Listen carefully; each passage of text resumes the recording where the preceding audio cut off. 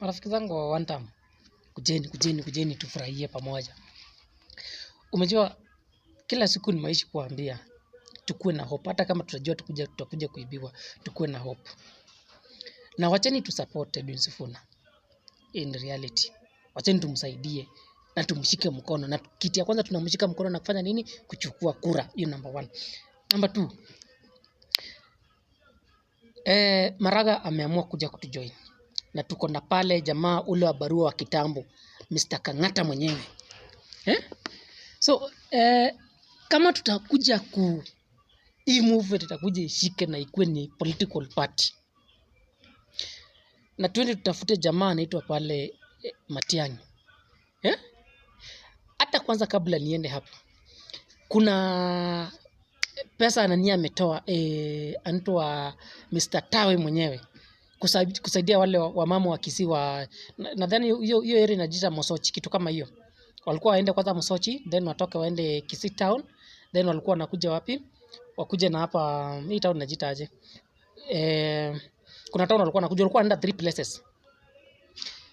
Na ukiangalia ile movement yenye inatembea Kisii inakuonyesha tuko one term. Hiyo without contradiction.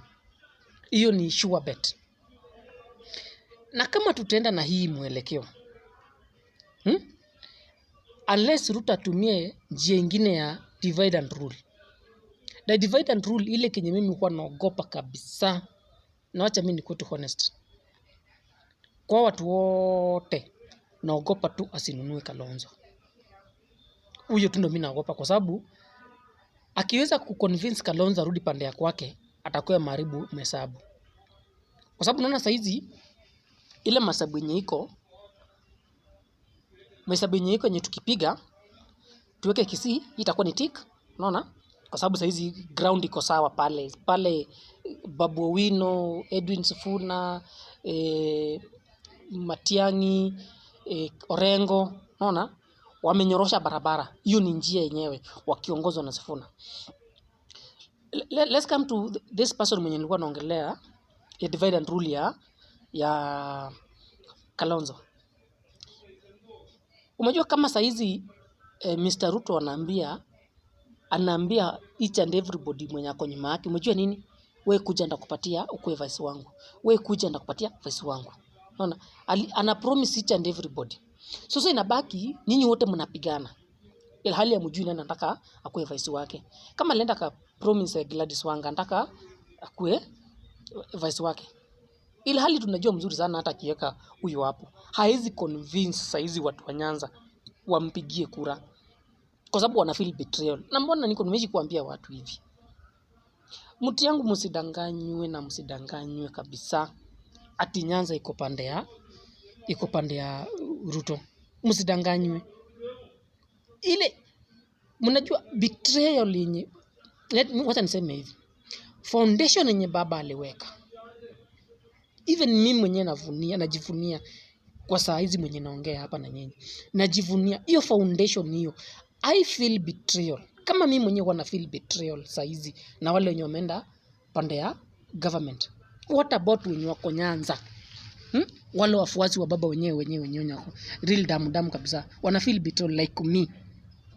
So I have to follow Sifuna kwa sababu ya ile betrayal kiti ya kwanza na feel. Na only person who can give me that hope ni nani? Edwin Sifuna. Na ile group yenye ako nayo. Hiyo group mbeba Babu Owino, mbeba mtoto wa Raila, Owini, unaona? Na wengineo na Orengo pia. Na Orengo is a master. Orengo kama alikuwa na baba kutoka mwanzo mpaka saa hizi. Alikuwa na baba na mwanzo mpaka saa hii. Hata kama baba alienda, still bado anafaitia ODM. Unafikiria ni wangapi wanafeel hiyo betrayal? Then mnaambiwa na huko ati Nyanza iko pande ya baba. Tuacheni hiyo tabia. Mnadanganywa kabisa. Nyanza iko locked na iko pande ya gani? Edwin Sifuna. Wacha niseme na nguvu. Hiyo siogopi. Na nasema nikiwa one time. So, please, let us join this person. And support him.